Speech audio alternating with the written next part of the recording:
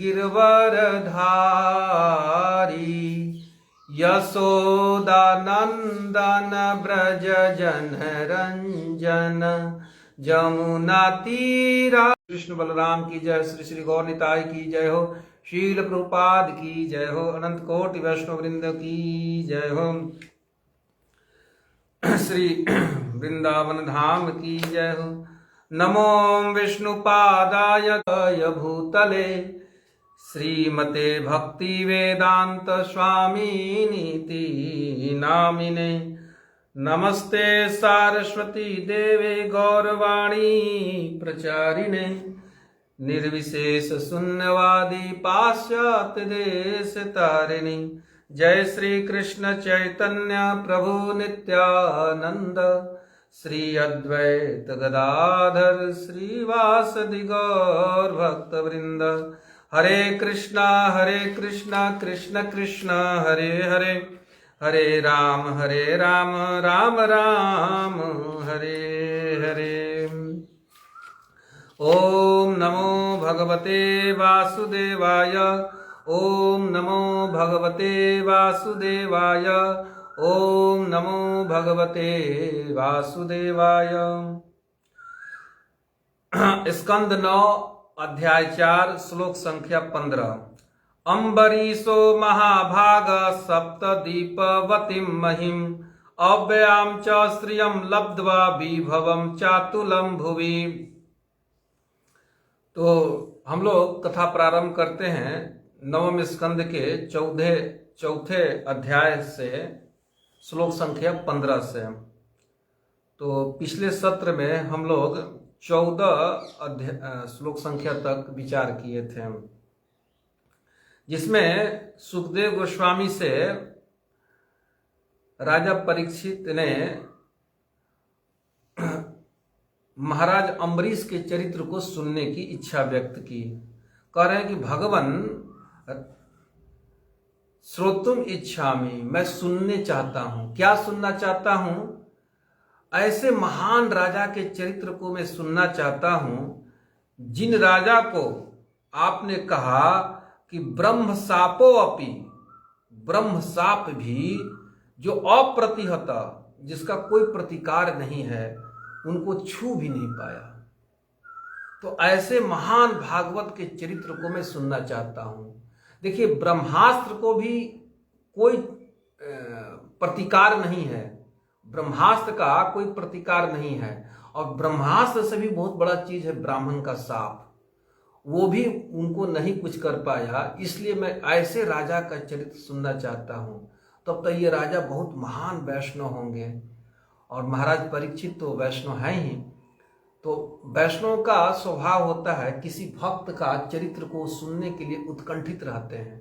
तो जैसे सुखदेव गोस्वामी ने कहा कि नभाग के पुत्र हुए अम्बरीश, और जिनको दुरत्य ब्रह्म साप भी कुछ नहीं कर पाया, तो तुरंत चलती हुई कथा को तुरंत रोक दिए महाराज परीक्षित, और तुरंत इच्छा व्यक्त कर दिए कि हे भगवान, मैं ऐसे राजा की चरित्र को सुनना चाहता हूं, आप कहिए।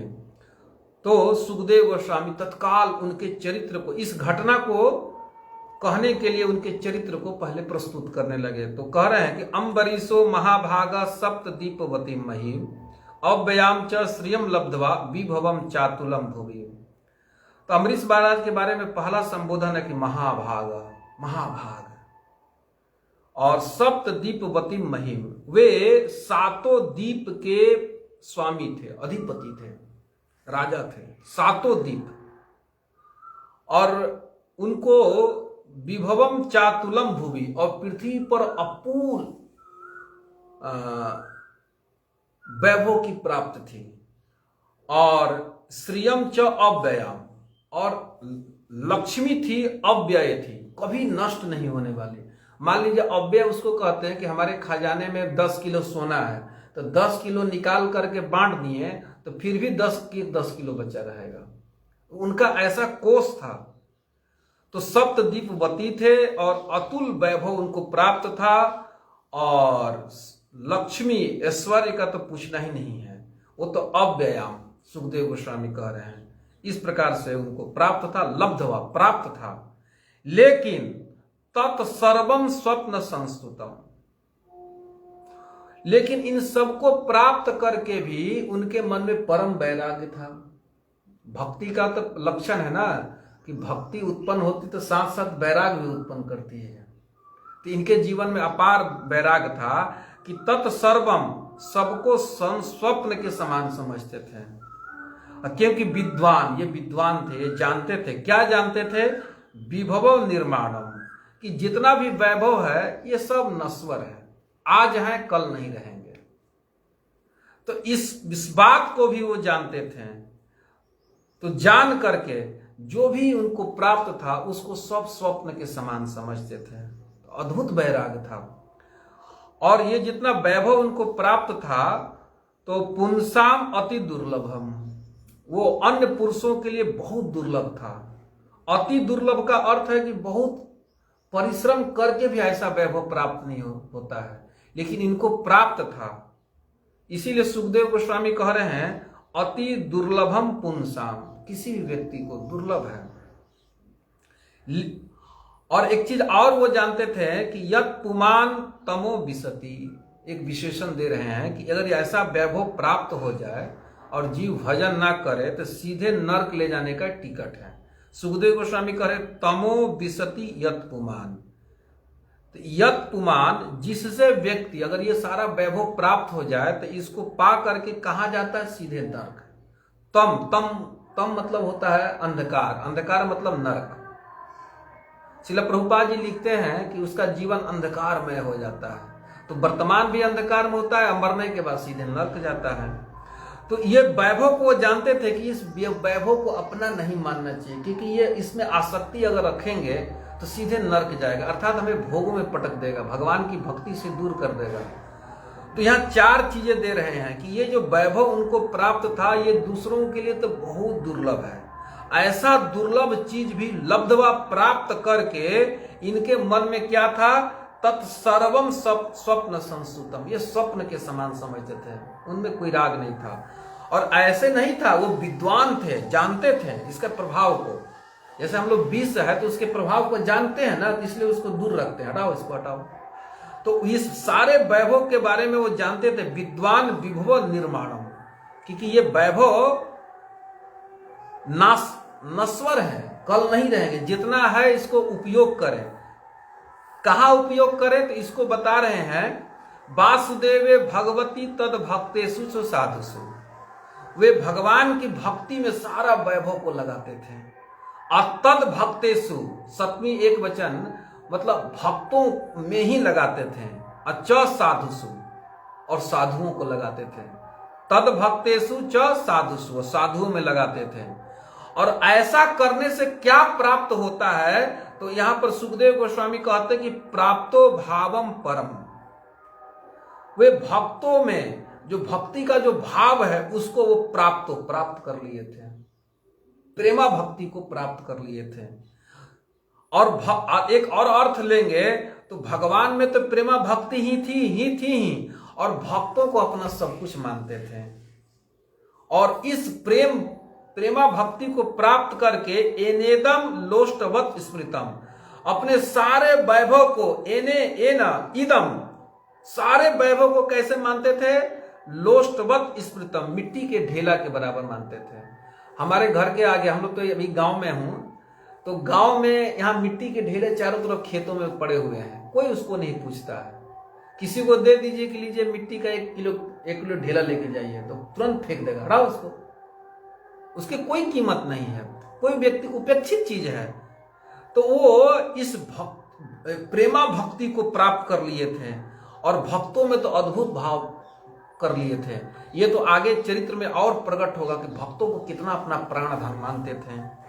और जिस प्रेम धन को प्राप्त करके, जैसे चैतन्य महाप्रभु चैतन्य चरितामृत आदि लीला के 7वें परिच्छेद में प्रकाशानंद सरस्वती से कह रहे हैं कि पंचम पुरुषार्थ प्रेम है। कि उन्होंने नाम जप पर कहा कि क्यों भावुक सन्यासी की तरह केवल नाम जप करते हो। बनारस में जब चैतन्य महाप्रभु गए थे तो प्रकाशानंद से बात होने लगी कि अरे भाई, इसी बात को तो मैं तो गुरु जी से कहा कि किवा मंत्र देला गोसाई, जब पीते ले मैं तो पागल हो गया हूं। तो गुरु जी ने मेरा कहा कि अरे बेटा, यही तो पंचम पुरुषार्थ है, तुमको भगवत प्रेम की प्राप्ति हो गई नाम जाप करते करते। तो प्रकाशानंद जी से बात कर रहे हैं।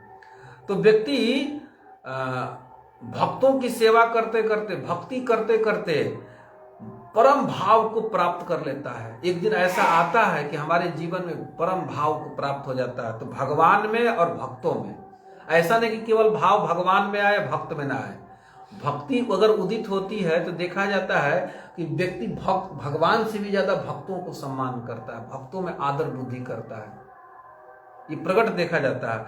और भगवान में और भक्तों में अगर भाव उदित हो जाता है तो संसार का जो भी वैभव ऐश्वर्य हमें प्राप्त है उसको व्यक्ति लोष्टवत स्मृतम, उसको मिट्टी के ढेले के बराबर उसको भाव देता है। तो 15 नंबर और 16 नंबर के श्लोकों में वैराग दिखाया जा रहा है कि ये सब वैभव उत्पन्न है लेकिन इसमें राग नहीं है, वैराग दिखाया जा रहा है। और 17 नंबर श्लोक में पता चल रहा है कि उनका राग कहाँ है। हमारे जीवन में जैसे कपिल देव भगवान कहते हैं कि प्रसंग मजरम पासम आत्मनः कवयो विदु स एव साधुसो कृतो मोक्ष द्वार उपावृतम, कि हे माँ, अगर संसार में आसक्ति रखेंगे तो सीधे नरक का द्वार है, और स वही, और उसी आसक्ति को, राग को अगर हम साधुओं में कर दें तो मुक्ति द्वार अपावृतम, खुल जाता है। तो इस श्लोक में तो स्पष्ट पता चलता है कि उनका राग साधुओं में था। अच्छा, ये पैरामीटर है कि हमारा राग कहाँ है, ये चेक करना चाहिए। और हमारी उत्कंठा से भी पता चलता है, लौल्य हमारा कहाँ है, किसका चिंतन कर रहे हैं। अगर दिन रात ये चिंतन कर हमारा बन रहा है, भक्ति कर रहे हैं लेकिन हमारा ये चिंतन बन रहा है, तो ये स्थिति जरा सा सुखद स्थिति नहीं कहा जाएगा। अपने को हम आंक सकते हैं कि हमारा तो चित्त एकदम धन में, वैभव में, परिवार में, समाज में इधर चित्त धावित हो रहा है, तो ये सुखद स्थिति नहीं है। सुखद स्थिति क्या है कि मद भक्तेषु, भगवान भी कहे हैं कि मेरे भक्त में, भक्त को हो सब कुछ अपना माने, व्यक्ति प्राण तक माने। इस बात को अक्रूर जी ने कहा है भगवान से कि हे नाथ, कोई जीव इसी जीवन में कैसे तर सकता है, मतलब इसी जीवन में कैसे हम जानेंगे कि ये भक्त इसी जीवन में ये माया को पार कर जाएंगे, ये तो भगवत प्रेम को प्राप्त कर जाएंगे। तो वहाँ अक्रूर जी एक श्लोक में कहे हैं कि जब भगवान से प्रार्थना करने, जब वो गए हैं भगवान को लाने नंदगांव से, तो प्रार्थना में कहे हैं कि आपके भक्तों में अगर सख्य हो जाए तो ये स्थिति संभव है, निश्चित है। तो यहां तद भक्तेषु और च साधुषु परम भावम प्राप्तम, यह शब्द बड़ा महत्वपूर्ण है। ये परम भाव को प्राप्त कर गए थे। अब साधु कैसा साधु, अब साधु भी तो सब प्रकार के साधु मिलते हैं। तो कोई भी साधु जो नाम जप कर रहा, हरि का भजन कर रहा, जैसा भी हो, उसमें भाव की प्राप्ति होनी चाहिए। यह यद्यपि बहुत कठिन होता है कर पाना, क्योंकि कई अधिकारी कनिष्ठ होते हैं, मतलब अभी नौधा, अभी नए नए भक्त हैं।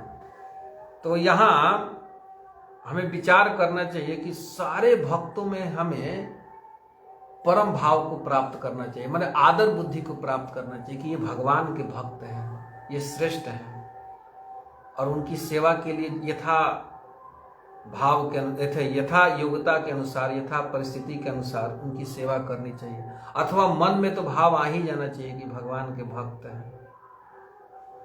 तो ये 3 श्लोक बहुत बहुत महत्वपूर्ण है, उनकी मन स्थिति की पता चलती है। अब हमारी मन स्थिति क्या है तो हम ही बेटर जानते हैं, हर व्यक्ति जानता है, लेकिन दूसरा भी जान सकता है कि उसकी आसक्ति कहाँ है, कहाँ राग है, ये देखने पता चलता है क्या विषयों में राग है, कि वैभव में राग है, कि शरीर में राग है? आखिर है कहां उसकी ममता? तो ये जो अन्य चीजों में अगर हमारा राग है तो ये सुखद स्थिति नहीं है। लेकिन अगर यही राग तद भक्तेषु और च साधुषु, साधुओं में और भगवान के भक्तों में, वासुदेव भक्तेषु, भगवान के भक्तों में हो जाए तो ये बहुत सुखद स्थिति है, ये बहुत सुखद स्थिति है। तो अम्बरीश महाराज के चरित्र में प्रथम 3 श्लोक में सुखदेव गोस्वामी उनके वैराग और राग का वर्णन कर रहे हैं, जो बहुत ही विचारणीय है।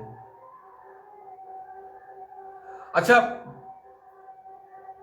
सुखदेव गोस्वामी कह रहे हैं कि जो इनको वैभव लब्धवा प्राप्त था उसको स्वप्न के समान मानते थे, स्वप्न संस्कृतम।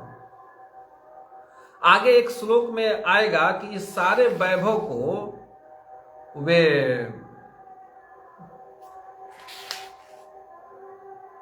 कामम च दासे न तो काम कामया, वे अपने उपभोग के लिए नहीं उपयोग करते थे, न तो काम कामया। तो किसके लिए करते? कामम च दास से, जो भगवान के दास हैं, भक्त हैं, उनकी सेवा में वैभव अपने च कामम, अपने भोग सामग्री को लगाते थे। क्यों?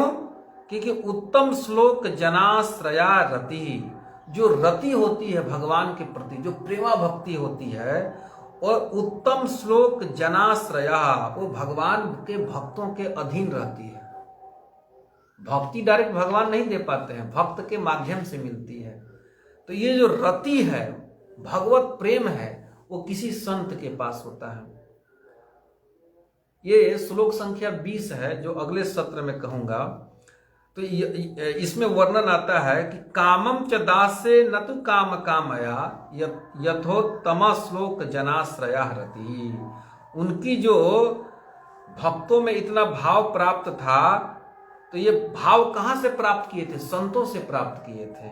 क्योंकि उत्तम श्लोक जना आश्रय रति, उत्तम श्लोक के भक्तों के, जनों के पास ही रहती है रति, भगवान की जो प्रेमा भक्ति है। जैसे भगवान कपिल देव कहते हैं कि हम जब कथा सुनते हैं, भक्तों का संग करते हैं, तो अनुक्रम से, क्रम से हमारे पास पहले श्रद्धा उत्पन्न होती है, और श्रद्धा के बाद रति उत्पन्न होती है, और रति के बाद भक्ति उत्पन्न होती है। अनुक्रम से, क्रम से उत्पन्न होती है। तो ये साधु का संग करेंगे, साधु को ही सब कुछ अपना मानेंगे, तो ये रति हम में भी आ जाएगी निश्चित।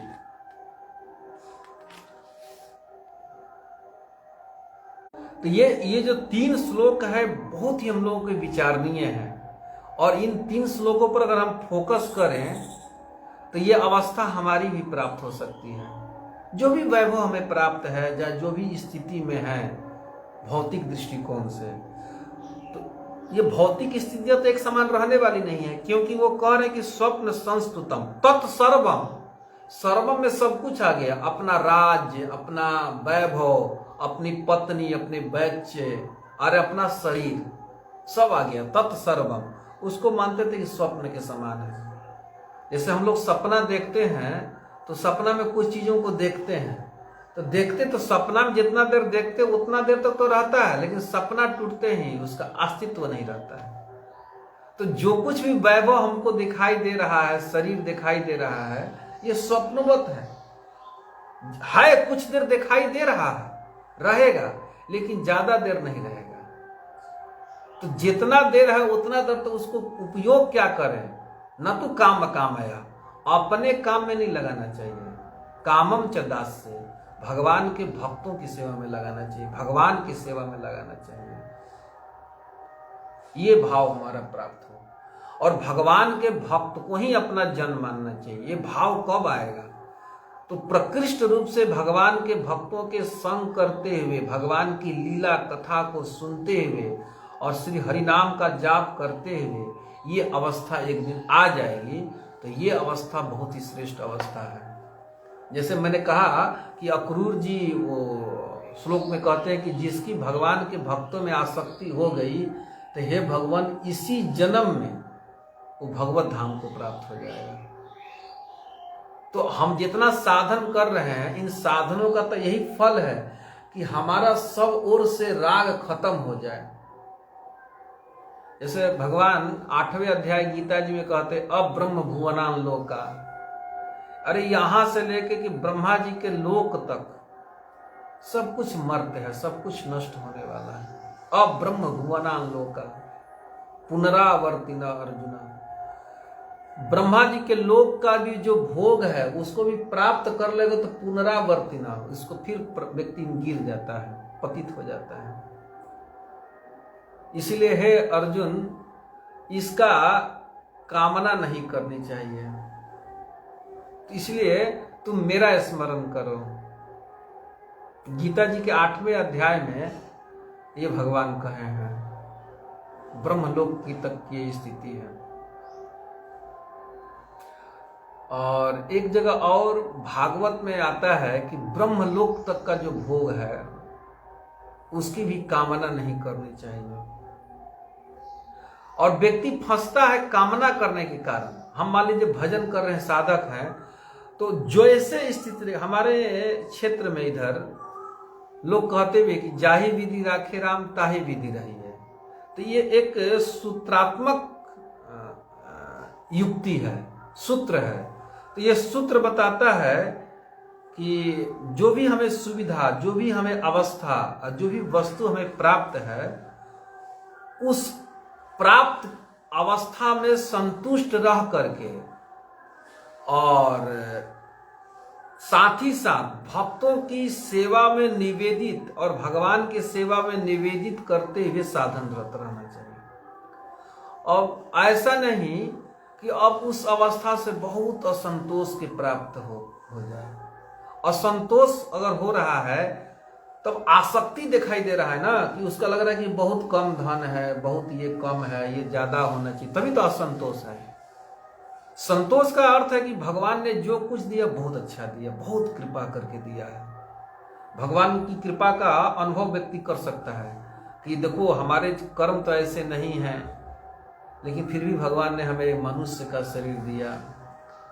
और मनुष्य का शरीर के बारे में तो कहा गया कि तो बहुत दुर्लभ है, वो प्राप्त हो जाए तो बहुत बड़ी बात है। और भगवान के भक्तों का अगर संग प्राप्त हो जाए वो तो बहुत बहुत, बिन हरि कृपा मिलहि नहीं संता। इस बात को रामचरितमानस में सुंदर कांड में जब वो हनुमान जी विभीषण से मिले हैं तो विभीषण जी ने कहा है कि हे भगवान, बिनु हरि कृपा मिलहि नहीं संता, बिना हरि की कृपा के संत नहीं मिल सकते हैं। अब विभीषण जी के आश्रम पर जब घर पर गए हैं हनुमान जी, तो सोचे कि भाई कहीं सीता का तो पता ही नहीं चल रहा है। तो वे देखे कि एक ऐसा घर है जहां पर तुलसी लगी हुई है और दीवालों में राम राम लिखा हुआ है। तो सोचे कि कोई लगता है संत है, तो विभीषण जी के दरवाजे पर जा करके राम राम कहे। तो विभीषण जी सुबह सुबह माला जप कर रहे थे, भीतर से राम राम राम। भक्त लोग तो सुबह ब्रह्म मुहूर्त में उठ करके भगवान नाम का जप करते हैं, तो कर रहे थे। तो दरवाजा जब खोले तो देखे कि सामने हनुमान जी हैं। तो देखे कि तो महान भक्त है, तिलक लगा हुआ है। तब ये युक्ति निकली कि बिना हरि कृपा मिलहि नहीं संता। ये भगवान की जब कृपा होती तो हमारे जीवन में संत आते हैं। तो ये जो श्लोक है ये बहुत महत्वपूर्ण है कि वासुदेवे भगवती तद भक्तेषु च साधुषु। राजा अम्बरीश को इतना अपुल वैभव था, सप्तद्वीपवती महिम। अभी जो हम देखते हैं कि पृथ्वी 7 कंटिनेंट में डिवाइडेड है, 7 कंटिनेंट में, जैसे एशिया है, नॉर्थ अमेरिका है, साउथ अमेरिका है, यूरोप है, ऑस्ट्रेलिया है, अंटार्कटिका है। तो सब अभी भी वर्तमान में देखते हैं कि 7 एथी में कंटिनेंट में बटा हुआ है। तो अम्बरीश महाराज थे सप्तद्वीपवती महिम, 7 द्वीप के ये राजा थे। और कैसे राजा थे, इनका तो जीवन आगे आएगा कि तो कथा सुनने में ही, भक्तों के सेवा करने में, जो अगले सत्र में मैं कहूंगा कि मन, इंद्रियां, शरीर सारा तो भगवान की सेवा में लगा दिए हैं। और इनको अव्ययाम श्रियम, इनको अव्यय लक्ष्मी प्राप्त थी और अतुल वैभव प्राप्त था। तो इसको पा करके तत्सर्वम स्वप्न संस्तुतम, इसको स्वप्न के समान समझते थे। और ऐसे नहीं मानते थे कि केवल मान लिए, विद्वान शब्द है, जानते थे। क्या जानते थे? विभव निर्वाणम, ये सब नश्वर है। अब जैसे मान लीजिए कि हम लोग अभी आयु को प्राप्त किए हैं, तो हम लोग को देखे ना कि बाल अवस्था था लेकिन चला गया, नश्वर हो गया, हम लोग को देखते देखते नष्ट हो गया। तो जो भूतकाल में सब नष्ट हो गया, तो वर्तमान काल में जो कुछ भी दिखाई दे रहा है ये भी नष्ट होने वाला है। विभव निर्माण, इसका निर्माण हो जाएगा। तो इसमें आसक्ति नहीं रखना, जो चीज रहेगा ही नहीं भविष्य में, तो आसक्ति रखेंगे तो दुख का हेतु बनेगा। और फिर जन्म का जन्म का कारण भी सिद्ध होता है। तो ऐसे जो स्थिति है अम्बरीश का, तो हम लोगों के लिए बड़ा आदर्श है कि जो संसार का वैभव हमें प्राप्त है उसमें संतुष्ट रह करके अपन न तो काम कामया, अपने काम में जितना जरूरत उतना लगाएं और बाकी सब वैष्णव की सेवा में लगाएं। क्योंकि वासुदेवे भगवती तद भक्तेषु च साधुषु प्राप्तो परम भावम विश्वम एनेदम लोष्टवत स्मृतम। इसमें शब्द बहुत महत्वपूर्ण है, परम भावम। जो भगवान का जो प्रेम है और भक्तों के प्रति जो प्रेम है, ये अगर उदित नहीं हुआ तो स्थिति ठीक नहीं है। ये देखना चाहिए कि हमारे जीवन में राग कहाँ है, ये देखने की चीजें हैं। तो देखना चाहिए कि हमारा भगवान के भक्त में राग हो रहा है कि नहीं। जैसे हमारे यहाँ कोई रिश्तेदार आया तो आदमी देखा जाए तो बहुत प्रसन्न होता है। हमारे जीजा जी आए हैं, चाहे हमारे दामाद आए हैं, चाहे हमारा पुत्र आया है, तो देखते ना, मैं व्यक्ति बहुत प्रसन्नता से कूदते रहता है, मन उसका कूदते रहता है, क्या कहाँ बैठाएं, क्या खिलाएं, क्या उसको दान दें, सोचते रहता है क्या क्या बढ़िया से बढ़िया चीज खिलाएं, बढ़िया से बढ़िया सब सेवा करें। और जाता है तो आदमी देखते हैं कि सब देते रहते हैं, जो भी उसके पास रहता है तो देता है प्रेम में, क्योंकि प्रेम है, उसका भाव है। तो ये बहुत ही खतरनाक स्थिति है, क्योंकि व्यक्ति में प्रेम, व्यक्ति कोई किसी से प्रेम करेगा तो प्रेम भी नहीं टिकता है, कुछ काल के बाद देखते हैं प्रेम खत्म हो जाता है, वो रहता नहीं है, भाव खत्म हो जाता है। तो भाव खतरनाक है।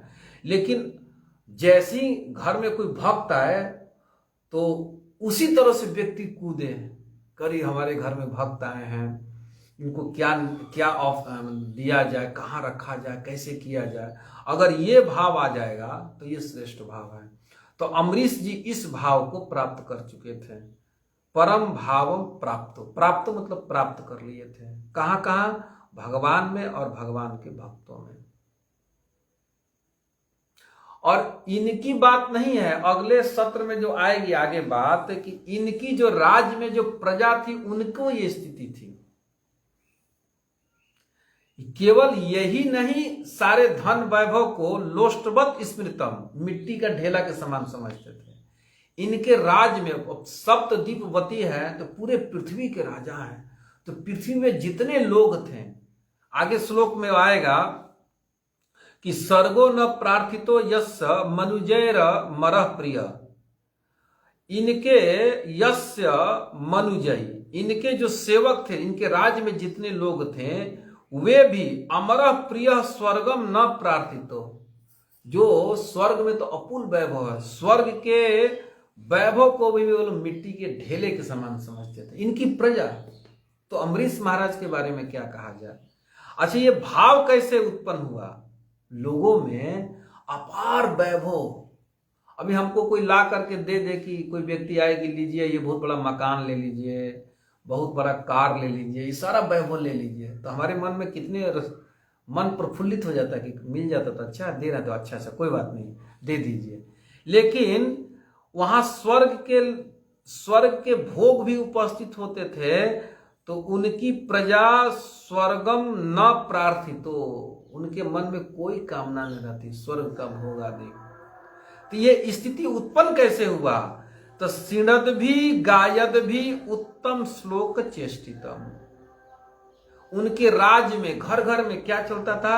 भगवान उत्तम श्लोक की चेष्टितम, भगवान की लीलाओं का गान चलता था। सिणद भी सुनते रहते थे और गायद भी उन्हीं लीलाओं का गाते रहते थे। तो इससे स्पष्ट पता चल रहा कि उस समय उनके राज्य में पूरे पृथ्वी पर हर घर में कीर्तन कथा चलता था। और अब सब लोग मुकुंदम हृदय पश्यत, सब लोग जैसे हम लोग संसार को देखते तो सब लोगों की ये स्थिति आ गई थी, सब लोग भगवान को हृदय में देखते थे। और तान कामा सम अर्धयंती सिद्धानम अपि दुर्लभा, और जो वैभव उनकी प्रजा को भी प्राप्त था, जो सिद्धों को भी दुर्लभ था, उनमें उनकी कोई इच्छा नहीं रहती थी। न सम अर्धयंती, उल्लास नहीं उत्पन्न कर पाता था। उल्लास का मतलब है कि कोई ला करके वैभव दे दिया तो उधर ध्यान भी नहीं देते थे, खूब कथा कीर्तन भजन करते थे। उनकी प्रजा का यह हाल था। तो जिसके राज्य में प्रजा की स्थिति है तो उस राजा के बारे में क्या कहा जाए? तो हम सबको जीवन में यही देखना चाहिए कि कब हमको भक्त में भाव उत्पन्न होगा। और जैसे मैंने कहा कि अगर इसी जीवन में भक्तों को सब कुछ व्यक्ति माने तो इसी जीवन में भगवत प्रेम को भी प्राप्त करेगा, क्योंकि रति जन उत्तम श्लोक जन आश्रय, जो भगवान की जो प्रेम है वो भगवान के भक्तों के आश्रय में रहती है। भक्ति वहां है, वो दे देंगे। जैसे हमको दुकान पर हमको चीनी लेना है तो हम राशन दुकान पर जाते हैं तो हम चीनी मांगते हैं तो दे देता है, क्योंकि चीनी उसके पास है। तो जो भगवत प्रेम है ये कहाँ है? ये भगवान के भक्तों के पास। तो उन भक्तों की अगर हम सेवा करते, उनका आश्रय लेते, उन्हीं को हम सब कुछ मानते, मानने में क्या है? इस संसार में तो सब कुछ मानने पर है ना। कई घरों में जाता हूं तो देखता हूं कि व्यक्ति को खूब व्यक्ति मानता है, और कुछ वर्षों के बाद मैं कई घरों में जाता हूं तो उससे देखता हूं शत्रु का भाव रखता है, तो भाव बदल जाता है। लेकिन यही अगर भाव भगवान के भक्तों में रखा जाए तो भगवान के भक्तों के पास प्रेम होता है भगवान का, तो वो उसे प्रदान कर देता है। मन ही मन संकल्प करता है कि हे नाथ इसको मिल जाए। तो प्रथम दो श्लोकों में, श्लोक संख्या 15 और 16 में इनके वैराग्य को दिखाया जा रहा है कि सब कुछ प्राप्त हो करके, लब्धवा प्राप्त करके भी उनको स्वप्न के समान मानते थे। और भगवान में और भगवान के भक्तों में परम भाव था, उनको वही धन मानते थे कि भगवान की भक्ति ही धन है और भगवान के भक्त ही धन है। तो उन भगवान और भगवान के भक्तों में परम भाव को प्राप्त कर गए, और जिसके प्रभाव से इदम विश्वम, पूरे इदम विश्वम एने एना, जिसके, जैसे श्लोक में आप लोग ध्यान से देखिए, एना जिसके प्रभाव से इदम विश्वम, ये शब्द है पूरे विश्व को, विश्व में स्थित जितनी वस्तु हैं, भोग हैं, सबको लोष्टवत स्मृतम, मिट्टी के ढेले के समान समझते थे। और स्थिति कैसे आ गई थी? गिणद भी क्षीणवद भी गायद भी उत्तम श्लोक चेष्टितम, निरंतर वो भगवान की लीला कथा सुनते थे। तो हमारे मन में यही आकांक्षा रहनी चाहिए कि, और हम भक्ति कर रहे हैं कि हमारा राग कहाँ है, क्या हमारा राग भगवान के भक्तों में है कि नहीं? ये कैसे पता चलेगा? कि हम दिन रात यही प्रार्थना करते रहें कि हे नाथ कोई संत का संग मिले। संत का संग दो बार करते हैं, या तो किसी धाम में जाकर के भक्त का संग करें, या तो कभी कभी बहुत कामना करके, आग्रह करके भक्त को ही घर में बुलाएं। अगर भक्त में भाव हो गया तो बहुत सुखद स्थिति है।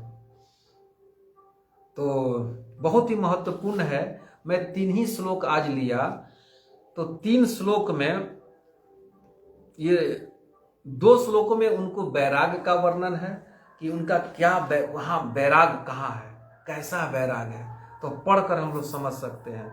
और राग कहाँ है, तो राग कहाँ था, भगवान और भगवान के भक्तों में। और ये भाव कैसे उत्पन्न होता है, भगवान के भक्तों के सानिध्य में रह करके शृण्वद भी गायद भी उत्तम श्लोक चेष्टितम, भगवान के भक्त के संग करके उनके मुख से हरि का कीर्तन कथा सुन करके, उनके नाम कीर्तन सुन करके, कभी कभी भक्त लोग खूब कीर्तन करते तो उसको सुनने से भी व्यक्ति पवित्र होता है, भगवान में भाव उत्पन्न होता है।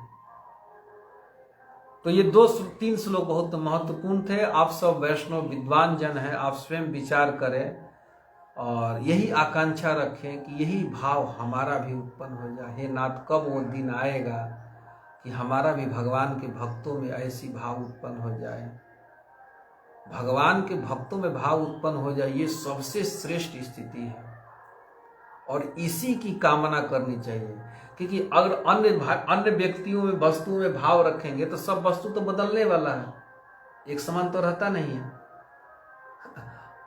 लेकिन भगवान के भक्तों में रखेंगे तो अंत तक हमारा बना रहता है। और जीव सदा अकेला आया था, अकेला है और अकेले जाएगा। ऐसा थोड़े है कि घर में किसी का देहांत होता है तो सब लोग कहते हैं कि नहीं ना, जब ये शरीर हो गया तो हम सब लोग अब शरीर त्यागेंगे। ऐसा कहीं मैं नहीं देखता हूं, ये संभव नहीं है, क्योंकि भाव नहीं है किसी का। हाँ, थोड़ा सा आसक्ति बस थोड़ा सा 2-4-10 दिन चाहे महीने भर थोड़ा सा रहता है, फिर व्यक्ति उत्साह से रहता है। मैं कई घरों में जाता हूं तो मैं देखता हूं कि पुत्र मर गया, चाहे पति मर गया, तो स्त्री हाय हाय छाती पीट करके, मैंने कई लोगों को आंख से देखा हूं, हाँ बहुत गौर से देखता हूं।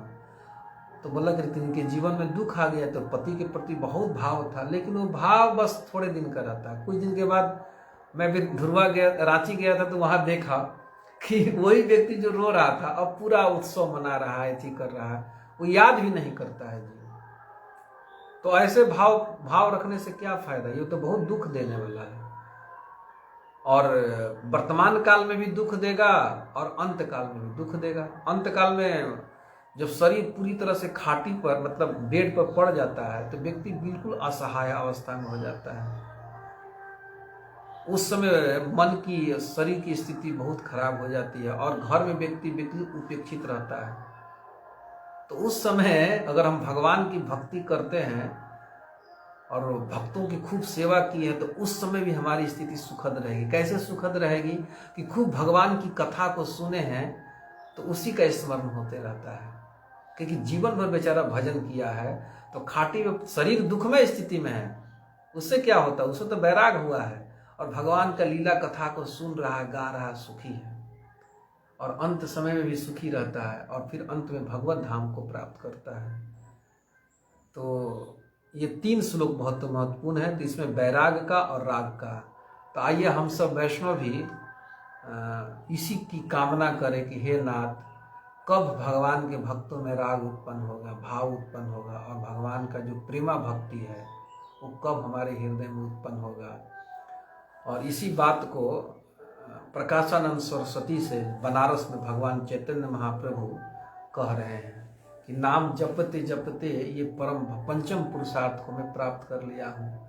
तो आइए सब वैष्णव के चरणों में दंडवत, हम लोग इस्कॉन, सारे वैष्णव इस्कॉन के रोज हम लोग इस श्लोक को कहते हुए दंडवत करते हैं, प्रणाम करते हैं। वैष्णवानाम यथार्थ, हम सारे वैष्णव को प्रणाम करते हैं। तृणादपि सुरीचेन तरोरपि सही सुना, अमानि नामानि देना कीर्तनीय सदा हरि। ये बहुत महत्वपूर्ण है। तो ये स्थिति कब आएगी, इसी की कामना करनी चाहिए। बाकी चीजें तो अनुगत हैं, वो अपने आप सब फॉलो करते हैं। तो मैं कथा को यहीं विराम देता हूँ। आप सब विद्वान जन हैं, आप स्वयं विचार करें। हरे कृष्णा, जय श्रील प्रभुपाद।